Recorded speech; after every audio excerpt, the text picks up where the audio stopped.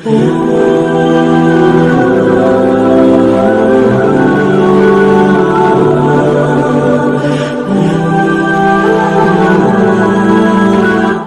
آپ کو ایمان اور یقین حاصل ہو تو پھر دعا کریں اللہ اس پر استقامت عطا فرمائے، پھر اس پہ ڈٹ جائے۔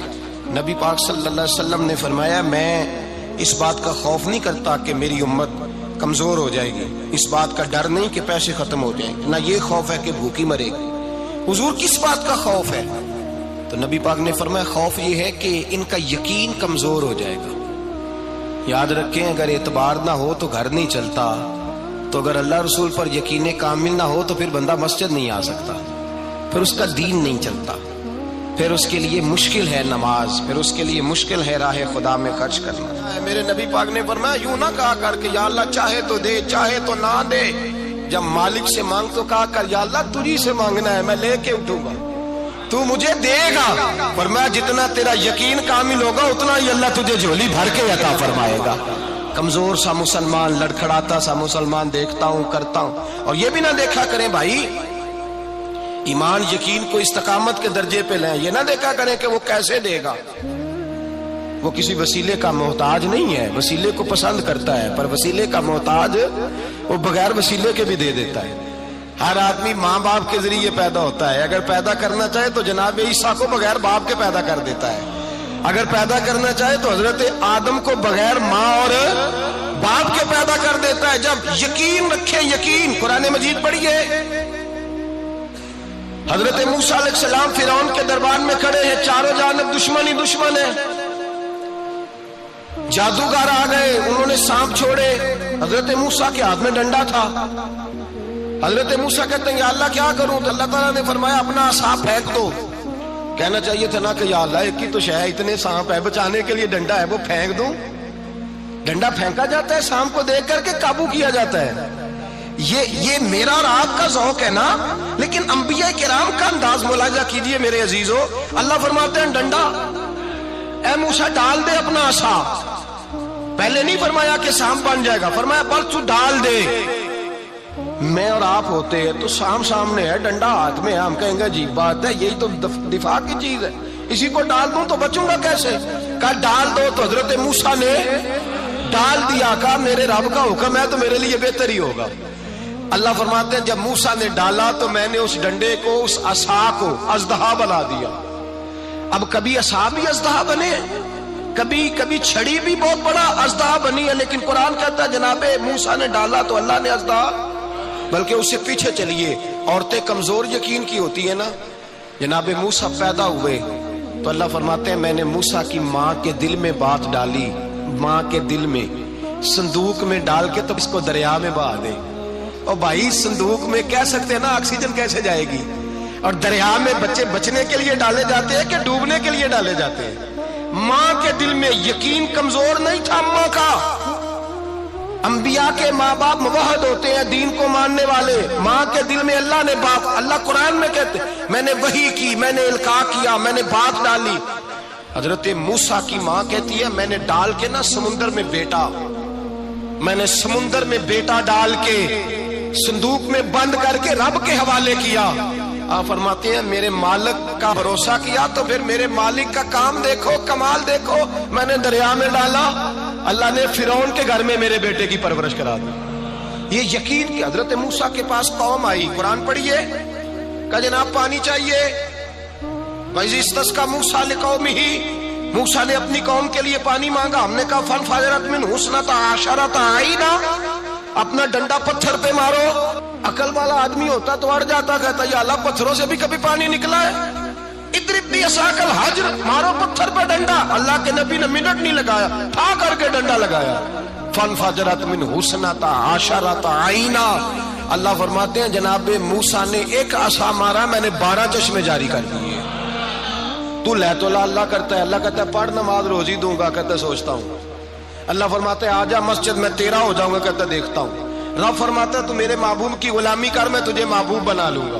تو کہتا ہے تھوڑا بڑا ہو کے داڑھی رکھنی ہے، ابھی سیانا ہو کے میں ذرا سرٹیفکیٹ لے لوں اسرائیل سے کہ کتنے سالوں کے بعد آئیں گے، پھر شروع کروں گا۔ پروگرام بنا رہا ہے، ابھی تو ارادے میں ہے۔ اللہ کے پیغمبر کا ڈنڈا، اور اس سے زیادہ آگے بات ہو گئی، پیچھے فوج لگی ہوئی ہے فرعون کی، مجمع ہے، ہزاروں لاکھوں کا لشکر لے کے، تلواریں نیزے، فرعون پیچھے، آگے دریا آ گیا۔ حضرت موسیٰ علیہ السلام کھڑے ہیں، اب کدھر جائیں؟ اللہ پاک نے فرمایا مارو ڈنڈا۔ کہاں؟ پانی پہ ڈنڈا مارو۔ اب حضرت موسیٰ علیہ السلام پانی پہ ڈنڈا مارے تو پانی ابھرے گا، اس سے زیادہ کیا ہوگا؟ پہلے پتھر پہ ڈنڈا مروایا تو پانی نکلا، اب پانی پہ ڈنڈا مروایا، فَإِذْ فَرَقْنَا بِكُمُ الْبَحْرَ فَأَنْجَيْنَاكُمْ وَأَغْرَقْنَا آلَ فِرْعَوْنَ۔ اللہ فرماتے ہیں موسیٰ نے پانی پہ ڈنڈا مارا تو میں نے پانی میں رستے بنا دیے۔ ایک جگہ ڈنڈا مارا تو پانی نکل آیا، دوسری جگہ عصا مارا تو پانی خشک ہو گیا، 12 چشمے بن گئے، 12 رستے بن گئے دریا میں سے۔ حضرت موسیٰ علیہ السلام گزر گئے اور اللہ فرماتے ہیں فرعون بھی آیا تو اسے میں نے غرق کر دیا، اور وہ کھڑا دیکھتا ہی رہ گیا کہ بنا کیا ہے۔ جب یقین کامل نصیب ہوتا ہے، اعتماد کی دولت اللہ دیتا ہے، جب انسان کو یہ انشراح صدر ہو جاتا ہے کہ میری نجات خدا کے حکم میں ہے اور رسول اللہ کے قدموں میں ہے، جب اسے یہ انشراح حاصل ہوتا ہے تو پھر نماز کا لطف آتا ہے۔ غور کیجئے کیا جملہ کہہ دیا میں نے، پھر اسے نماز کا پھر اسے نماز بوجھ نہیں بلکہ نماز نہ پڑھے تو اس پر بوجھ ہوتا ہے، پھر قرآن مجید اس کی روح کا ساتھی ہو جاتا ہے، پھر عبادات، تقوی، پرہیزگاری، پھر وہ ایک سنت کے چھوٹنے پر پریشان رہتا ہے جب یقین کی دولت نصیب ہوتی ہے۔ قرآن مجید فرقان حمید نے کہا ایمان لاؤ تو پھر ایمان پہ ڈٹ جاؤ، مسلمان بنو تو پھر اسلام پر۔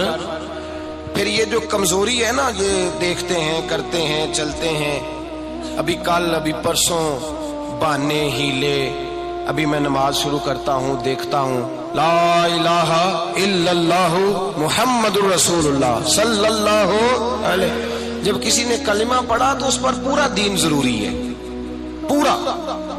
اب وہ یہ نہیں کہہ سکتا کہ تھوڑا تھوڑا کر کے آؤں گا۔ یقین کی دولت نعمت ہے۔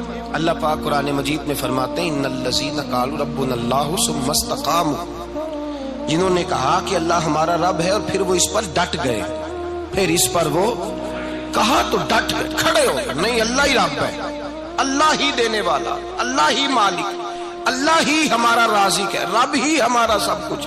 جب ڈٹ گئے تو فرمایا تتنزل علیہم الملائکہ، پھر میں ان کی مدد کے لیے آسمان سے فرشتوں کا نزول فرمایا کرتا ہوں۔